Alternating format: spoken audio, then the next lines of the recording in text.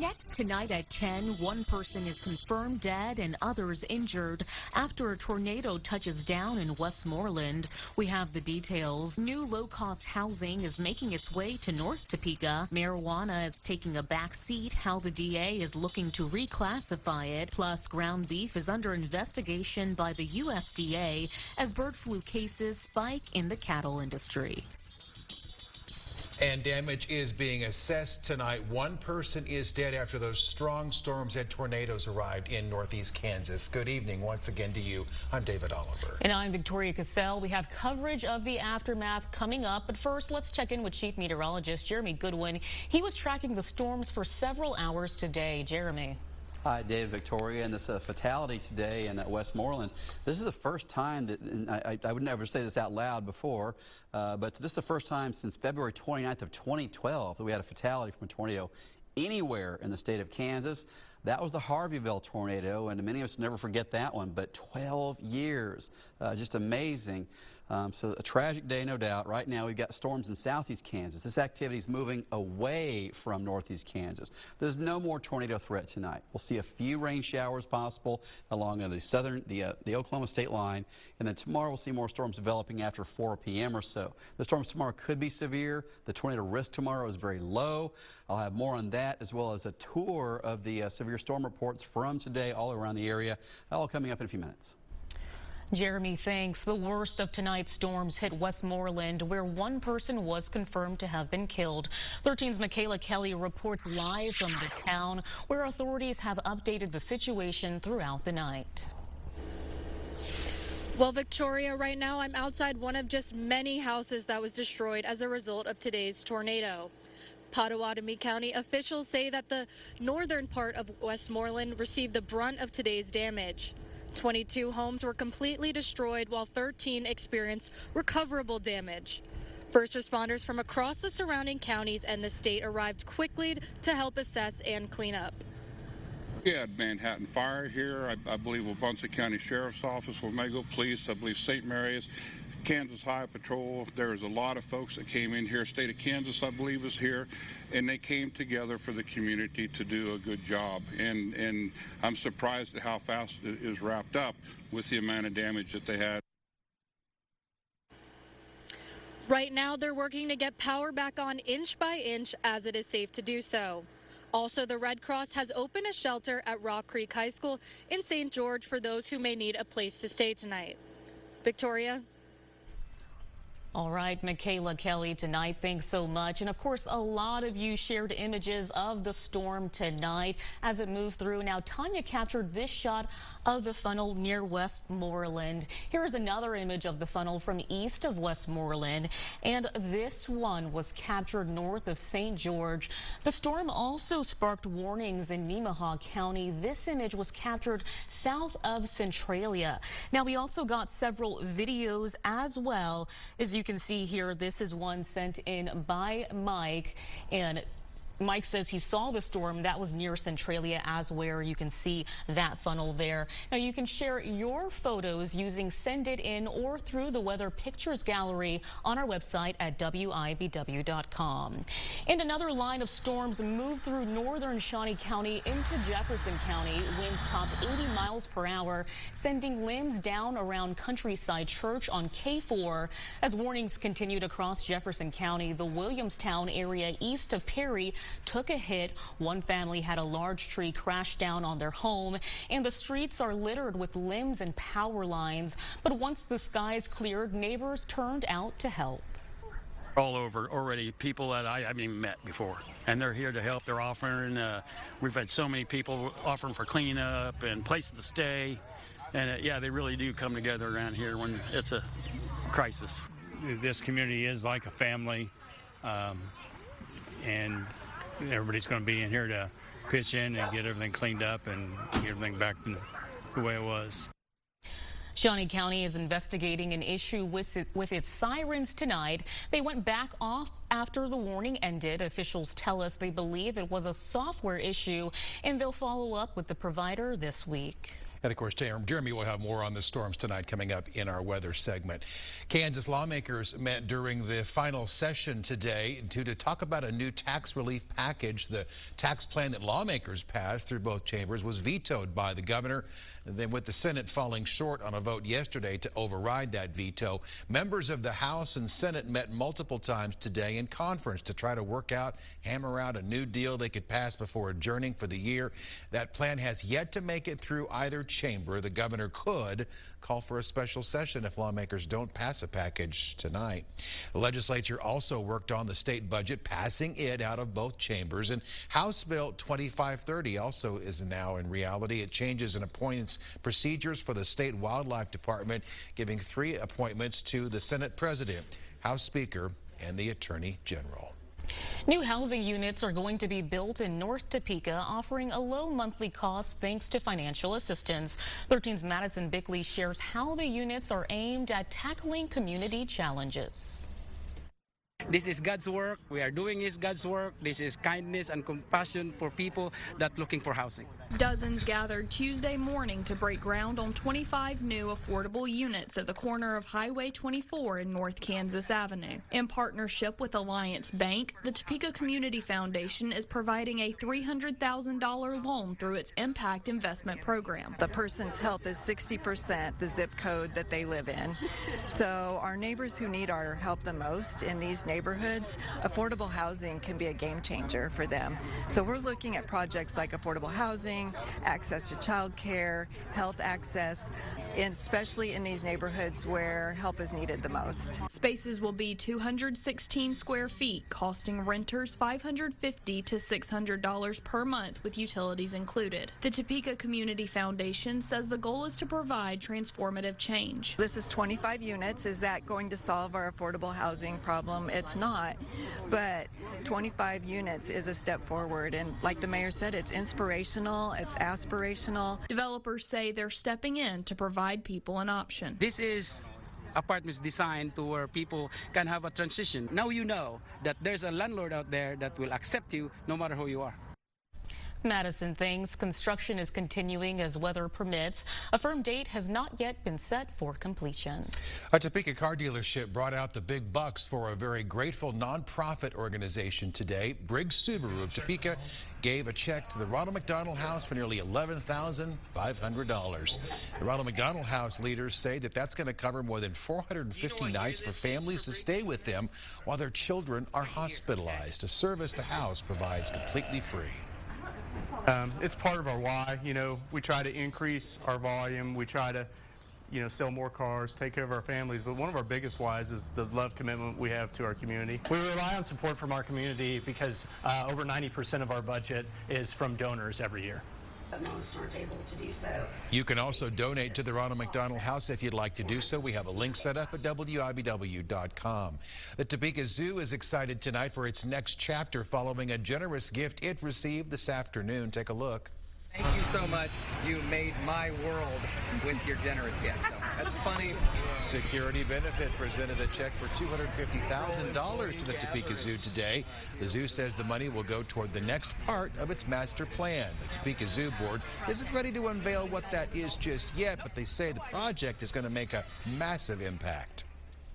Right now we have exhibits, and we kind of talk about the importance of conservation and the impact of the decisions you make in your life, how it impacts the world. We're really going to emphasize that in this project without people really even knowing we are. And they're going to have fun, they're going to see dynamic animals, and they're going to be impacted at the same time. And they say announcements are going to be planned to come out at a later date, but they hope to break ground in 2025.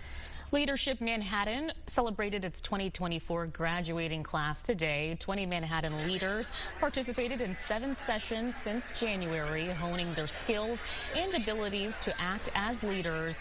The program believes it leaves members for the better as they look to help the Manhattan community afterwards. People who are going through the class and graduating today, I think they have a drive and an ambition to get involved in the community at a deeper level and to lead us into the future. A big purpose for Leadership Manhattan is to really have a funnel of engaged, focused leaders coming into our community. Manhattan Christian College President Kevin Ingram attended the reception as a guest speaker. Kansas Attorney General Chris Kobach has determined tonight the Junction City Commission violated transparency laws in its bid to build a widely opposed slaughterhouse. The Kansas Reflector reports the AG's office sent a letter to reps for a Geary County farmer fighting the development, and that says the commission had failed to comply with the Kansas Open Meetings Act when it talked about the project in 2022 during a closed session without publicly detailing what was being talked about. The Attorney General's office says it would inform the attorney of the violation and urge the city to take action to comply with the law. Many in the Junction City area have spoke out against those plans for the slaughterhouse.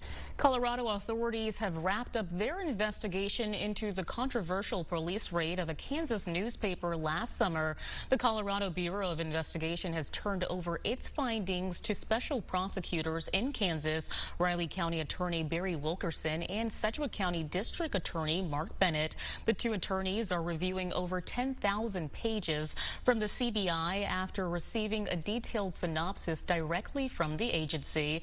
The Marion Police Department has been accused of violating the law when it and the KBI raided the Marion County Record in August.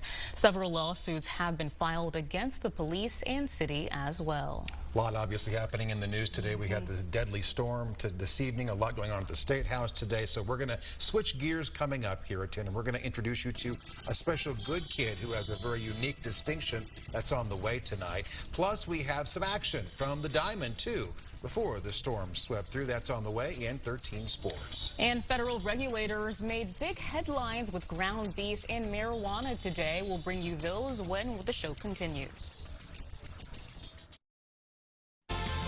This is First Alert Weather. All right, tornado watch was going to go until 11 o'clock, and it looked early on like it wouldn't make it that long, and it is gone. So tonight you can sleep okay. Let's go back to kind of what happened today. 4:41 p.m. This is about when the tornado touched down in Westmoreland. I want to show you something here on the radar that's unique, and this is something I saw with the Andover tornado in 2022. We saw it with the Mayetta tornado back in 2019. This dot right here on the radar, that is debris. A lot of times you're looking for hook echoes. You're looking down here for the rotation. And in this case, these low precip or no precip supercells. The videos you saw of this tornado in Westmoreland today, there's no rain around it. It's not a rain-wrapped tornado by any means. This is the opposite of that. It's a completely dry tornado, and that's it right there. You see the debris at 4:51 flying high up in the air. Going on to 5:04, so now this thing has touched down in Westmoreland, rolling forward. That's the same storm that was ingesting other storms, then rolling into Shawnee County. We had a funnel cloud reported by the Silver Lake Fire Department with a tornado touching down near Grantville, doing damage near Williamstown, and heading over into the southeast part of Jefferson County. I really think that tomorrow we're going to get a more detailed report, of course, from the National Weather Service. They'll go out and survey this, tell us how long they were on the ground, exactly where they touched down, all those kind of things. But this is really a historic day in northeast Kansas for tornadoes. There it was. Westmoreland had the tornadoes today, touching down just about 4:41. This is video from WIBW.com. Jason submitted this to our weather pictures. And just, as I mentioned, this is a low precip supercell. You can see all the debris flying in this. Many times tornadoes are covered in rain. You can't see any of that. But today's just these low precip storms are just as dangerous, but just a terrible situation in Westmoreland. Then we had it touching down a few miles southwest of Centralia. The Nemaha County Emergency Management shared these pictures of a home that was damaged there near 56 and D Road. This is a different tornado that was happening almost the same time as the one near Westmoreland. Another picture of that same home and all the trees that are broken in that area. So that was a storm up in Nemaha County causing damage this afternoon as well. So again, the southern storm, we had the funnel cloud near Silver Lake, a fully rain-wrapped tornado, 86-mile-per-hour winds at Billard Airport in Topeka, a lot of wind damage over around Perry, Lecompton. I'm not sure if this touched down that area or not. So far, it's just hail and wind, but tomorrow they'll actually do the survey and let us know where the official tornado damage path is. But again, this is a historic day. A lot of homes taking damage today, and just something we have not seen in a long time. So tonight, mid-50s, the storm for Lawrence Linwood obviously was a big one as well. But 55 degrees tonight, We'll see calm conditions tomorrow, scattered thunder showers and storms. The severe weather risk tomorrow does not look to be as significant as today. Earlier today, the computer models looked like tomorrow could be a dangerous day. Now it looks like some hail, maybe a few damaging wind gusts. But the computer models now are really showing the wildest weather in south central Kansas. Those supercells not likely to make it over here until maybe after midnight tomorrow night. And when they get here, then they shouldn't be anything wild, but maybe some rotating storms. We'll have to let you know what's going on tomorrow with it. Storms possible Thursday. It's dry Friday and beautiful. A few showers Saturday, but overall just really a beautiful weekend. Jeremy, appreciate your coverage, keeping us safe and informed tonight. Let's change gears, give you something positive to think about. Shawnee Heights freshman has a unique distinction now in scouting, and she's our good kid this week.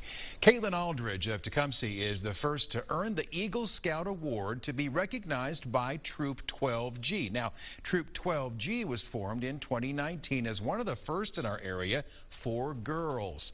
Caitlin is now among the 6% of all scouts who actually attained the rank of Eagle. She completed 21 merit badges, successfully led a community service project to renovate a playground at Jars of Clay Children's Center at 29th and Tecumseh.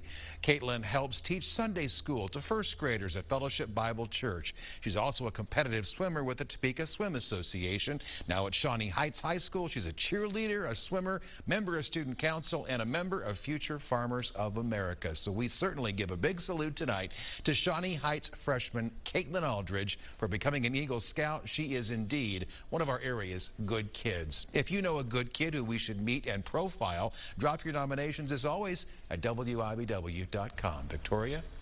David, thanks. Federal regulators are testing ground beef for bird flu following the spike of the virus among the nation's cattle population, and agencies are considering classifying marijuana as a less serious substance. Details on those stories are next. You're watching 13 News, Kansas News Leader.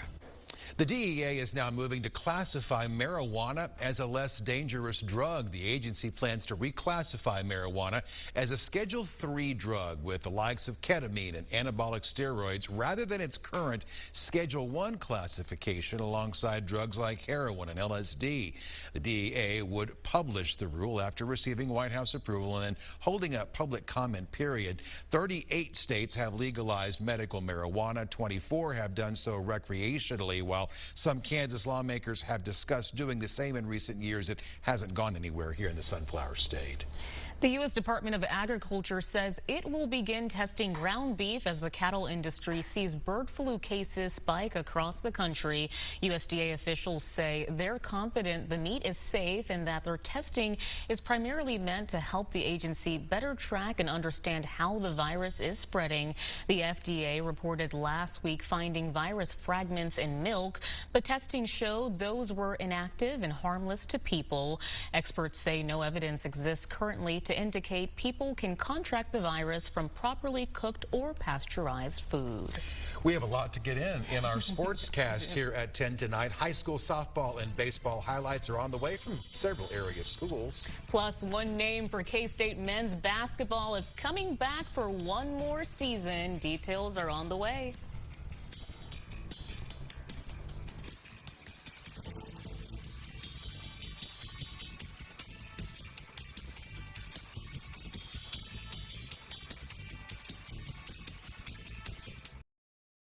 This is 13 Sports. Some great news for K-State men's basketball as one of their starters is coming back. David Yasan announced on social media that he's returning for one more season. Yasan will suit up for his third year in Manhattan and is coming off career year. He had a career high in points, rebounds, assists, blocks, steals, minutes, and 3 other categories. He's played in 63 games and 39 starts for the Cats after transferring from Virginia Tech. But also late tonight, some sad news here. Arthur Kaluma has entered the transfer portal. He did declare for the NBA draft last week, making him the 7th Wildcat to do so. Now, Brendan Schneider continues to add through the portal, and it's a good one. And 6'3" guard Ella Evans from North Dakota State. In her sophomore campaign, she averaged 15.5 points and nearly 5 rebounds a game.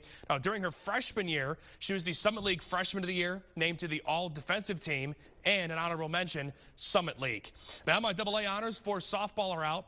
Washburn has 5 players listed. J.C. Ginter is a first-team selection. Sadie Walker and Mara Mead made the second team. Maddie Moore and Mead are on the Gold Glove team. And Alexis Tanguma was an honorable mention. Now for Emporia State, Josie Harrison and Alexis Dial are first-team selections. Bailey Fuelling was an honorable mention. Both teams begin their MIAA tournament runs on Thursday. Now some Washburn tennis awards here. Head coach Kirby Ronning was named Coach of the Year for the first time in his career. The men have 7 players earning conference honors after a 17-4 record and winning the regular season title. Both men and women are defending tournament champions as well. The tournament championships begin on Thursday for the men and Friday for the women. Now, Holton softball paid a visit to Santa Fe Trail for a doubleheader. Game 1, the Chargers tack on an early 3-0 lead, but from there it's a defensive battle. Top 3 up 3 or 3 up 3 down for KU softball commit Kaylee Washington in the circle to keep the Wildcats scoreless. Come top 4, more of the same. She had 21 strikeouts of 23 hitters faced. That is absolutely insane. Tinley Wilson had her fair share of Ks in the circle as well. Chargers can't seem to get anything moving offensively against Holton's defense, but Wilson grabs the 3rd out herself to end the 4th here. As Santa Fe Trail finds its offensive rhythm, come bottom 5, Edelyn Schleider pops it out to right center, brings home Brooke Nider from 2nd. Now just a few pitches later, Sydney Schleider adds to it, falls right in on the left field line to bring home Adeline, and the Chargers get the 9-0 shutout win in Game 1. Over in Silver Lake this afternoon, the Eagles and Hayden doing battle. Lake up 6-0 already. Bottom 2, Kara Lowry punches one through to left field. Kaylin Haney scores 7-0. McKinley Kruger, she's going to chop one to 3rd, but the defense by the Cats to prevent the run with the force out at home. But they get 2 RBI on bases loaded walks, Kendra Cook and Rayleigh Sterling, to make it 9-0. Then Cook was dealing in the circle as she has been for the past 2 seasons, picking up 2 punch-outs in the 3rd, and then a nice defensive play to end that inning. Now, Maura Valdivia, she came in relief for Hayden, and she'll record 2 strikeouts and get out of a bases-loaded jam in the bottom half. But Silver Lake wins in 5 innings, 12-1. Now, Washburn Rural Baseball met Shawnee Heights, both hoping to avoid the impending weather, but bright and sunny to start. Junior Blues with a comfortable 4-0 lead. Then the Thunderbirds get rolling. Jordan Armbruster bounces it over into right center. Good enough for Jaden Holly to get Heights' first run on the board. Now, top of the 4th. Calvin Hayes' shot almost gets past the bump, but Caden Lindsley says, yeah, not today. Time for the Birds to get to the bat rack. Now, Joe Reynolds, he's going to get this one to drop in the perfect spot of right center. Oklahoma State commit Deacon Pomeroy is going to bring home, or he's going to come on down to cut the deficit in half. Now, same inning. Braden Wheatley goes for the bunt, but it's a wild pitch. Tells this guy Jacob Malcolm to come on down. 4-3 ball game, and that's where it will stay for that moment with the Lightning cutting it short in the top of the 5th. Now, former KU standout and NFL standout Chris Harris Jr. has called it a career. He won Super Bowl 50 with the Broncos and named to the NFL 2010 All-Decade Team. And if you want to find the dates for the Catbacker Tour, you can head to our website. That's going to do it for sports. Guys, over to you. All right, Vince, thanks so much. Well, it's been a scary, a sad, and a historic day, as you said, Jeremy. Tell us, are we seeing more storms, I guess, for the rest of the week? There'll be more thunderstorms tomorrow. I don't think it'll be like today, fortunately, but here's what we have on the way. Tonight, things are calmed down. We should be dry the rest of tonight. Tomorrow's a chance of seeing severe weather in the evening. If there are big tornadoes, it'll be in central and western Kansas. We'll watch just in case over here. Thursday, there's a chance of a few scattered storms. But the weekend, as a few showers Saturday, but dry for most of the time. But really, Friday through Sunday looks to be pretty nice. And I want to remind you, folks, whenever we go on the air, wall-to-wall coverage on television, on our website and such, we're also now live streaming on YouTube. So you want to be sure and go to our YouTube page and subscribe to our YouTube page. Just search us up there and click on the subscribe button, because, again, whenever Jeremy's going on, when our First Alert Weather team is going on, they're now live streaming Jeremy on YouTube as well. So it's just one more way we're getting the information out to the viewers at home. We want to meet the viewers where they are. How can we get the message to them? Especially a day like this, it's vital. But the YouTube channel is growing fast. Yep, it is indeed. Thanks, Jeremy. Well, we do appreciate you watching tonight. We'll see you bright and early tomorrow morning at 5 a.m. Have a good night. Stay tuned for The Late Show with Stephen Colbert.